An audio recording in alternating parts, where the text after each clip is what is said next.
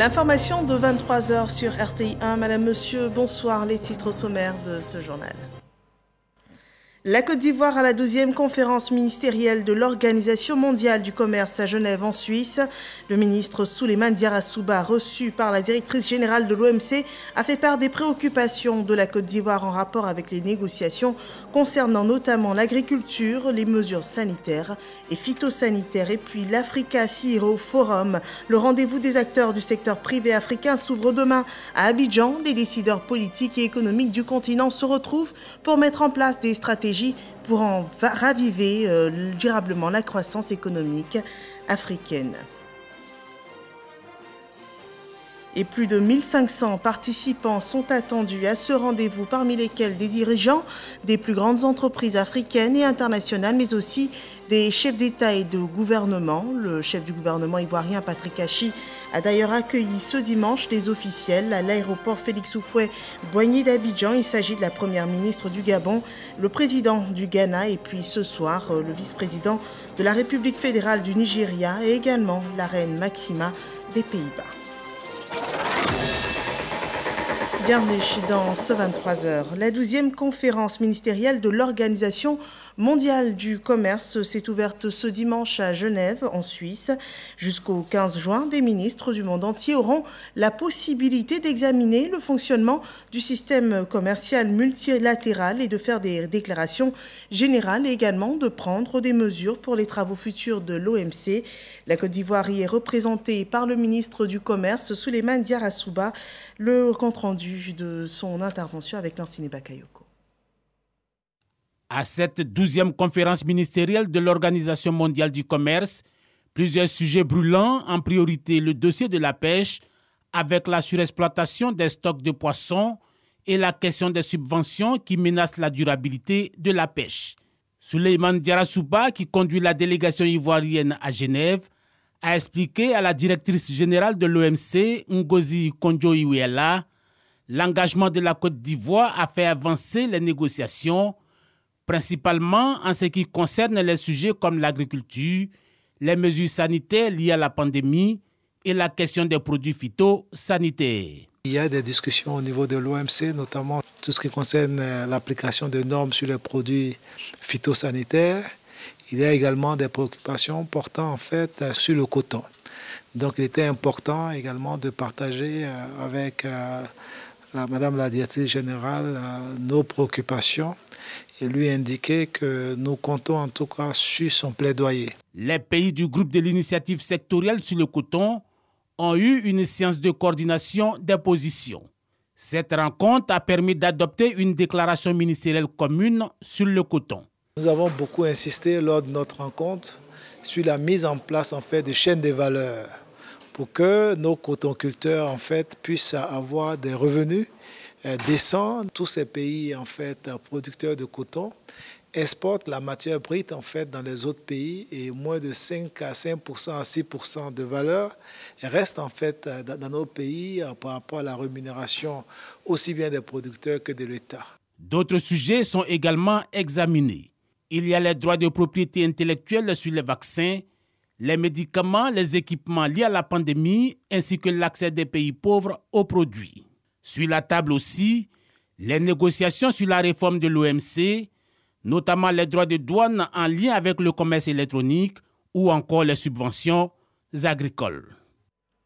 Et à notre rendez-vous international, l'Africa CEO Forum, le grand rassemblement des acteurs du secteur privé africain s'ouvre demain à Abidjan. La communauté Africa CEO Forum tentera de proposer des solutions aux défis d'autosuffisance alimentaire, d'intégration régionale et du développement des infrastructures, encore de l'impact des révolutions technologiques des économies africaines. Nous en parlons avec Lansine Bakayoko. Comment donner de la vigueur aux économies africaines pour se hisser au plus haut dans la compétition mondiale? Comment faire de la croissance verte et de la transformation industrielle les leviers de cette ambition? À Abidjan, secteur privé et organismes publics sont appelés à réfléchir ensemble pour construire une Afrique plus forte.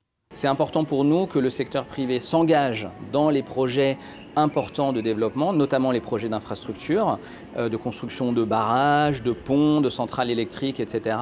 Et nous, notre conviction, c'est que pour que le financement africain soit plus important, il faut que le secteur privé lui-même finance et investisse massivement dans les projets locaux. Avec la désorganisation des chaînes logistiques et l'envolée des prix de l'énergie, tout comme des denrées alimentaires, le rendez-vous de la capitale économique ivoirienne prend un tournant décisif. Le gaz africain, et ça va être un thème important de discussion. On a notamment plusieurs chefs d'État qui viennent de la Mauritanie, du Sénégal, du Nigeria, qui sont des gros producteurs de gaz en Afrique et qui vont parler de ce sujet-là notamment. La problématique souveraineté, croissance verte et transformation industrielle incline aujourd'hui à trouver des réponses à ces questions de l'heure. Un accent particulier sera mis sur l'agriculture qui dispose de potentialités considérables. Un panel d'échange sera d'ailleurs dédié à ce secteur. Objectif, créer des synergies entre les différents acteurs de la chaîne des valeurs afin de répondre aux attentes des porteurs de projets. On va parler des startups africaines, par exemple, puisqu'on a 25 CEO des plus grandes startups africaines, nigérianes, égyptiennes, sud-africaines, ivoiriennes, marocaines qui sont là. Donc on va parler de ça, on va parler des femmes leaders, on va parler de plein de sujets. Selon les projections de la Banque mondiale, l'agriculture et l'agroalimentaire pourraient représenter plus de 1 000 milliards de dollars d'ici 2030. Et puis cette édition 2022 marquera par ailleurs les 10 ans de ce rendez-vous, le rendez-vous le plus important du secteur privé africain. 1500 participants sont attendus.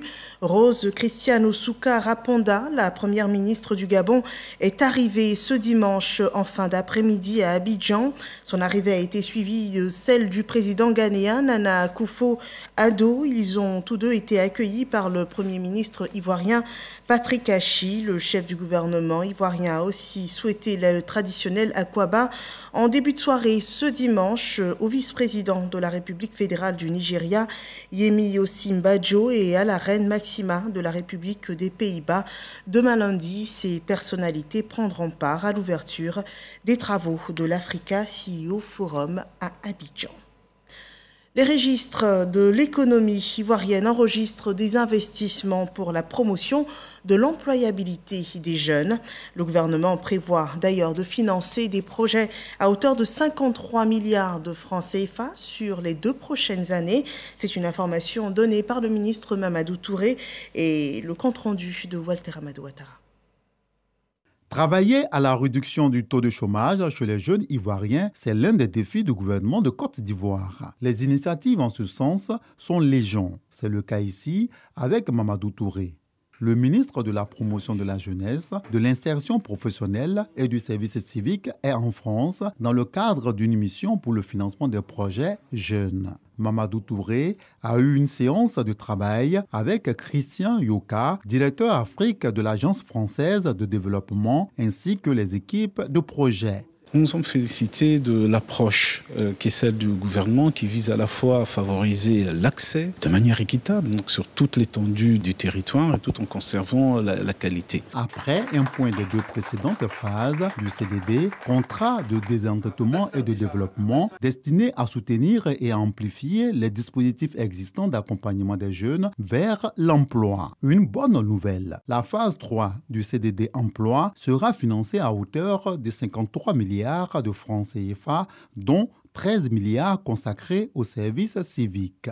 Au nom du gouvernement ivoirien, réitérer nos remerciements à la France à travers l'Agence française de développement pour cet instrument important qu'est le CDD, qui a permis, en tout cas pour le secteur dont j'ai la charge, de donner des perspectives réelles à des milliers de jeunes Ivoiriens.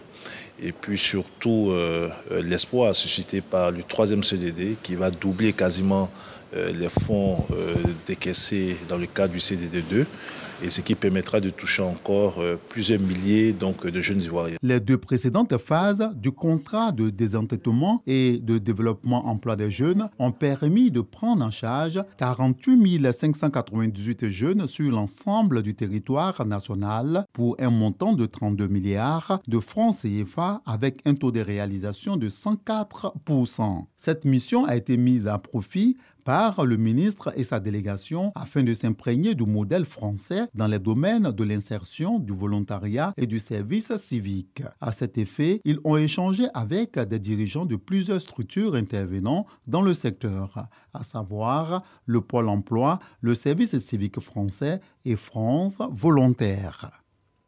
Dans la capitale politique ivoirienne, 1100 hommes de l'Académie des forces armées de Zambakro ont participé à un exercice annuel militaire. Il s'agissait pour eux d'évaluer leur capacité à contenir une attaque terroriste. L'exercice a duré 3 jours, nous dit Yabou Sanogo dans ce récit. Katiba, localité située dans la périphérie de Yamoussoukro. Un groupe de terroristes s'y est installé. Commettant exactions et crimes sur les populations, l'armée ivoirienne décide de rétablir l'ordre. Contenir la menace terroriste dans un premier temps et l'anéantir ensuite en droite ligne avec l'une des hypothèses d'engagement des forces armées de Côte d'Ivoire, notamment la lutte contre les groupes armés terroristes. Telle est la mission à lui assignée. Pour ce faire, 2 bataillons organiques ont été constitués pour cette mission de contrôle de zone. Durant 3 jours, l'éventail des savoir-faire et des tâches indispensables sera exploré. Des troupes de manœuvre ont eu à réagir à des attaques inopinées, traiter des menaces d'engins explosifs improvisés et perfectionner les techniques de recherche et de renseignement. L'environnement de la zone occupée n'a pas été en reste avec l'exécution de patrouilles en zone ennemie. Progression en enfilade, progression sous bois, progression sur route et la gestion d'une foule hostile suite à une bavure amie. Le dénouement de la mission a donné lieu à une coordination interarmes et interarmée, notamment l'appui de l'aviation dans la recherche du renseignement et l'appui au sol, ainsi que l'apport déterminant de la cavalerie en protection des unités engagées dans la profondeur. Au final, le redoutable chef terroriste qui avait établi sa base dans la périphérie de Yamoussoukro sera très vite retrouvé, neutralisé. Et ceux de ces hommes sortis indemnes de l'assaut feront l'objet d'une traque. Pour l'occasion, les forces françaises en Côte d'Ivoire ont été invitées à participer à l'opération à travers des appuis opérationnels. Il s'agit ici de l'exercice synthèse annuel de l'Académie des forces armées de Zambakro. Cette manœuvre a mis en contribution l'ensemble des stagiaires que compte l'Académie, depuis le cours d'état-major jusqu'à celui de la formation initiale d'officiers. Le chef d'état-major général des armées, le général du corps d'armée, Lassina Doumbia, a pu s'apercevoir du niveau de formation des participants. Je veux donc vous féliciter pour toutes ces initiatives que vous prenez, qui tendent à cet objectif, à avoir, dès la sortie d'école, des gens immédiatement opérationnels, des gens qu'on peut automatiquement déployer en opération. Avec cette manœuvre, c'est un autre palier que viennent de franchir les forces armées de Côte d'Ivoire sur le pilier 5 de la vision FACI 2025. Améliorer les capacités opérationnelles et techniques. Et sur le front sanitaire, faisons le point de la lutte anti-Covid.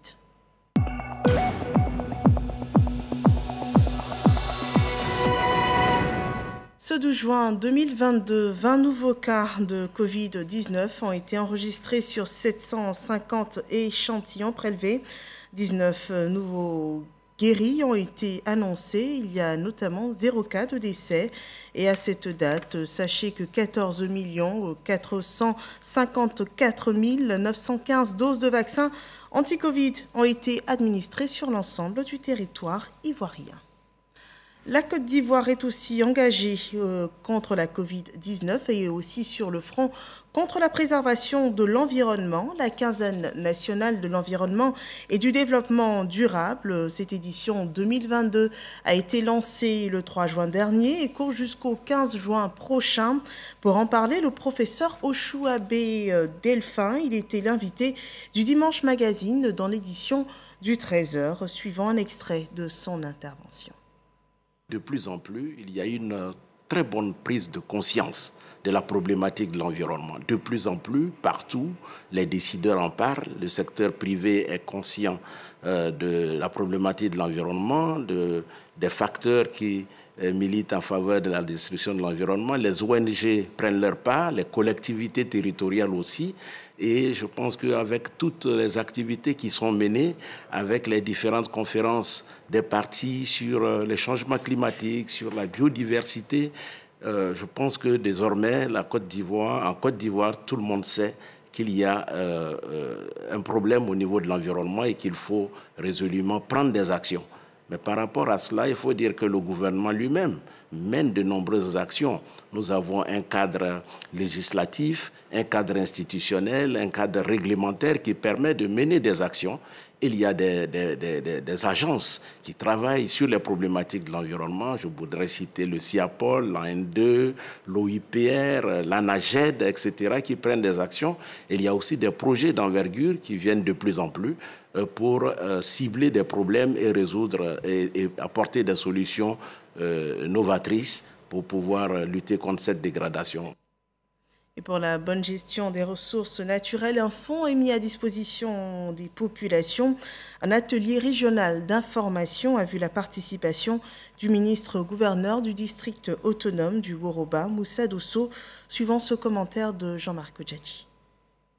Améliorer les conditions des communautés villageoises vivant aux abords des forêts, sensibiliser au reboisement et financer les projets liés à la biodiversité sont, entre autres, les objectifs du Fonds pour l'environnement mondial, FEM, à travers les ateliers de Mankono et de Séguéla. Pour la secrétaire permanente de la Commission nationale, protéger l'environnement en mettant en place des mécanismes de développement reste une priorité. Informer et de sensibiliser les populations du Woroba sur les opportunités de financement qui existent, tant au niveau des grands projets qu'au niveau des micro-projets. Le ministre-gouverneur du district du Woroba, Moussa Dosso, quant à lui, a assuré son soutien au FEM qui, depuis longtemps, selon lui, aide les populations à créer des activités génératrices de revenus grâce aux fonds octroyés. Nos populations ont besoin d'être mieux informées pour pouvoir capter ces quelques ressources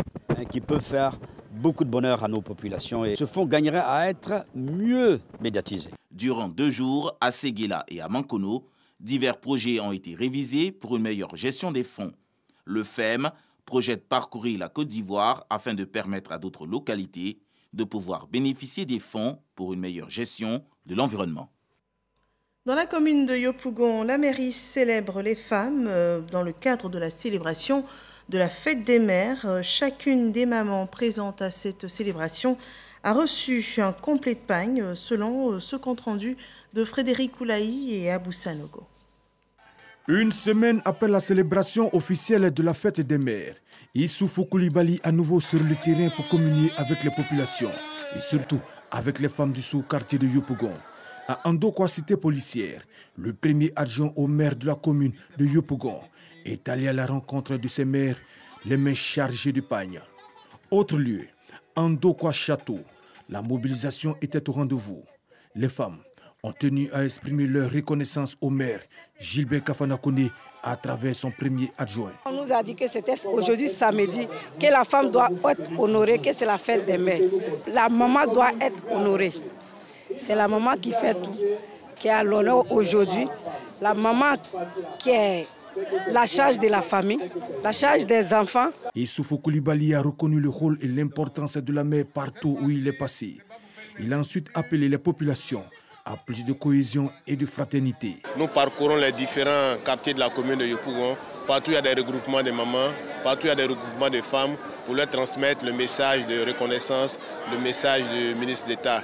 Leur dit qu'elles ont mérité de la nation, elles méritent de la commune, compte tenu de tout ce qu'elles font d'abord dans leurs familles respectives, en tant que mères, tout ce qu'elles endurent en tant que femmes au foyer, et tout ce qu'elles font aussi également pour la cohésion de la commune de Yopougon. Issoufou Koulibaly a affiché la volonté du premier magistrat de la commune de Yopougon, Gilbert Kafana Koné, de traduire en acte les projets du président de la République Alassane Ouattara en vue d'améliorer les conditions de vie et de travail des couches défavorisées de la commune.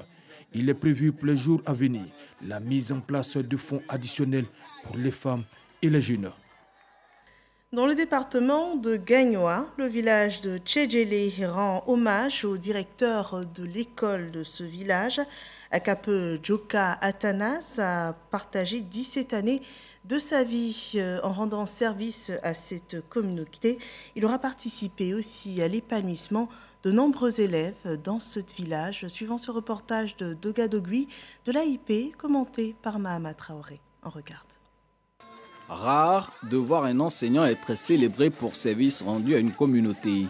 Pourtant, le village de Tchedjele, à 7 km de Gagnoa, a tenu à le faire en cette fin d'année scolaire pour le désormais ex-directeur de l'EPP Tchedjele 1, Atanas Akape. En 17 ans de labeur, l'homme aura contribué à améliorer le niveau des élèves de cet établissement. Outre l'encadrement des apprenants, Atanas Akape a su s'intégrer à la communauté rurale.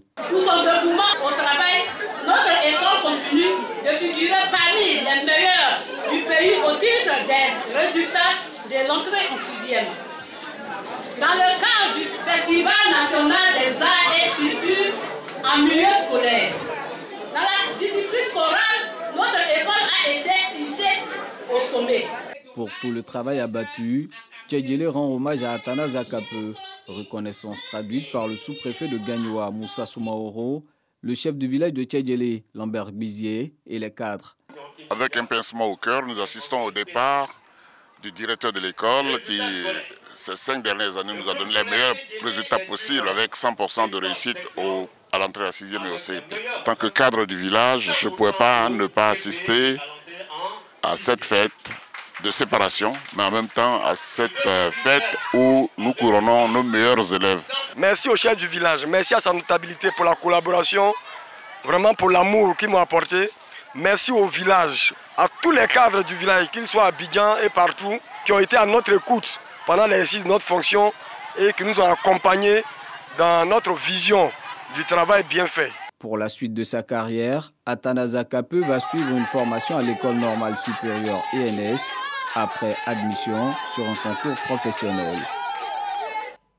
Voilà, le collège moderne de jeunes filles de Bouaké a 50 ans. C'est un cinquantenaire célébré en présence des ministres Maria Toukone et Anne-Désirée Ouloto.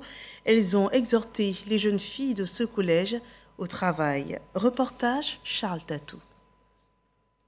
Ouvert à ses portes en 1972 au quartier Air France rue 4 et délocalisé en 1992 sur l'actuel site au quartier Belleville, le collège moderne des jeunes filles de Bouaké, dit Petit Bayou, totalise aujourd'hui 50 ans d'existence. Cependant, ces problèmes demeurent les mêmes. Pourtant, plusieurs hauts cadres du pays y ont fait leur premier cycle. La célébration du cinquantenaire est un prétexte donc pour faire connaître les difficultés. Les effectifs augmentent chaque année et les locaux sont les mêmes.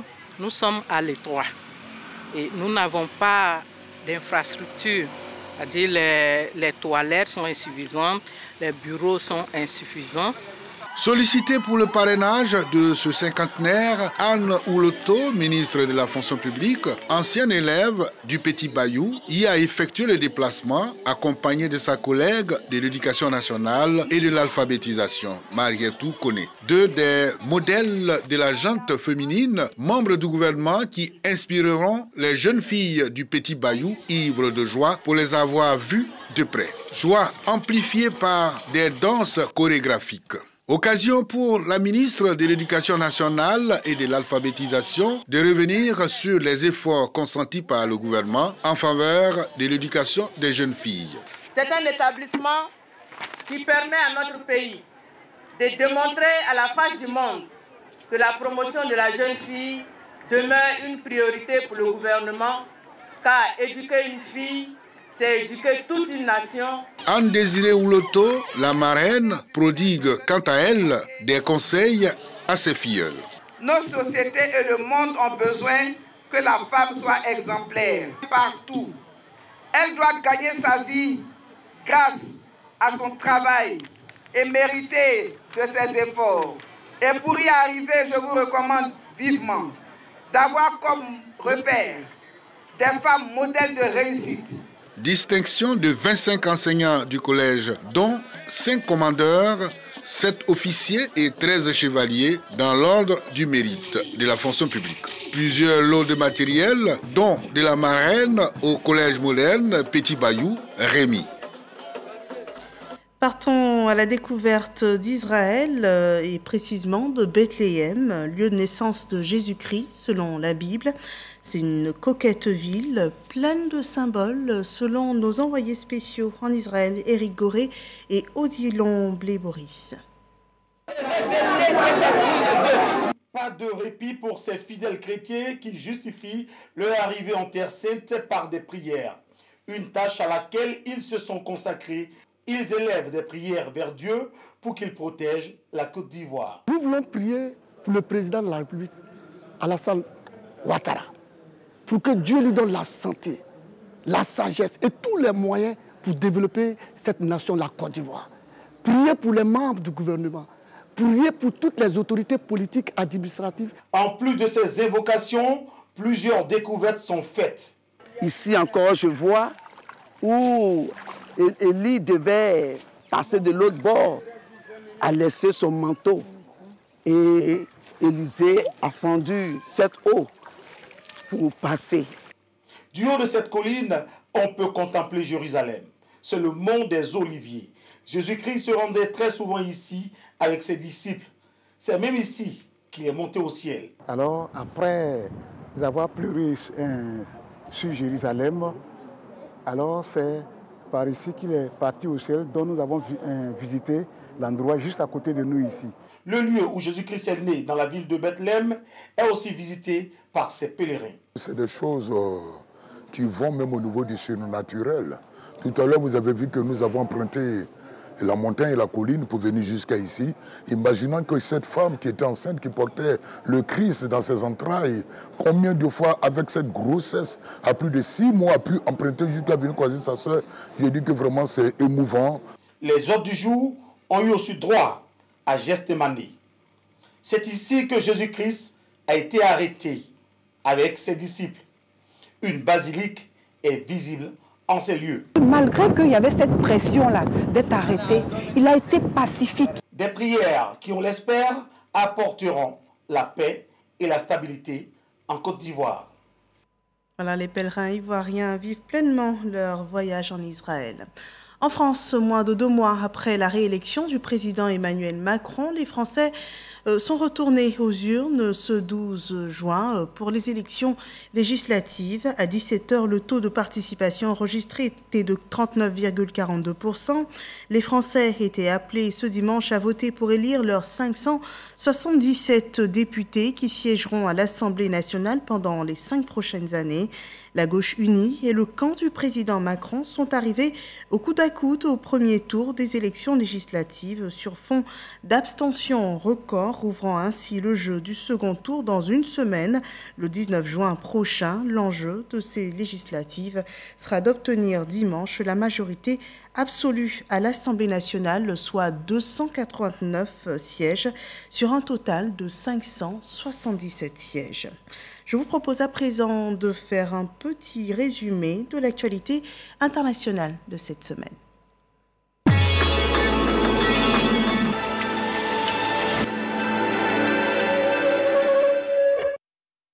Le Mexique a annoncé lundi sa non-participation au sommet des Amériques, une décision motivée par l'exclusion de certains pays de la rencontre. Lancé en 1994 par Bill Clinton, le sommet travaille à la libéralisation du commerce dans la zone Amérique.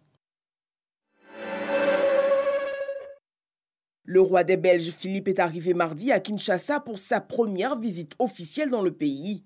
Cette visite royale sur fond de travail de mémoire et de réconciliation entre la Belgique et la RDC est la première depuis celle en 2010 d'Albert II, père de Philippe. Le conseil d'administration de la Banque mondiale a approuvé un financement supplémentaire de 1,49 milliard de dollars en faveur de l'Ukraine pour aider le gouvernement à payer les salaires des fonctionnaires et des travailleurs sociaux. Ce nouveau financement porte à plus de 4 milliards de dollars le financement de la banque dans le pays. Le président du Conseil militaire de transition au Tchad s'est exprimé jeudi sur les affrontements qui ont causé la mort d'une centaine de personnes sur le site aurifère de Kouri. Avec un potentiel minier de plus de 50 milliards de francs CFA par semaine, le site longtemps hors de contrôle était en proie au grand banditisme et devrait désormais être sous contrôle gouvernemental. À Tripoli, capitale libyenne, des affrontements en groupe armé ont provoqué des scènes de panique causant la mort d'un combattant et d'importants dégâts matériels. Des affrontements liés à l'arrivée du chef du gouvernement désigné par le Parlement de l'Est.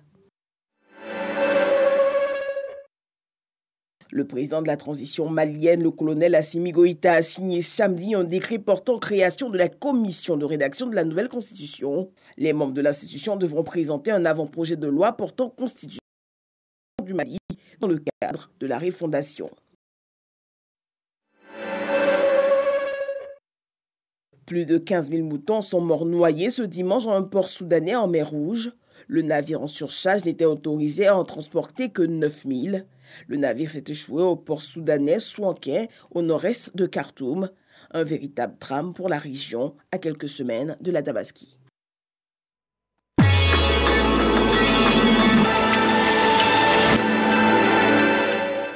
Voilà les faits marquants de l'actualité internationale cette semaine, un résumé de Alexis Ouedraogo. Nous achevons ici ce journal. Merci de nous avoir suivis. Excellente fin de soirée sur RTI 1.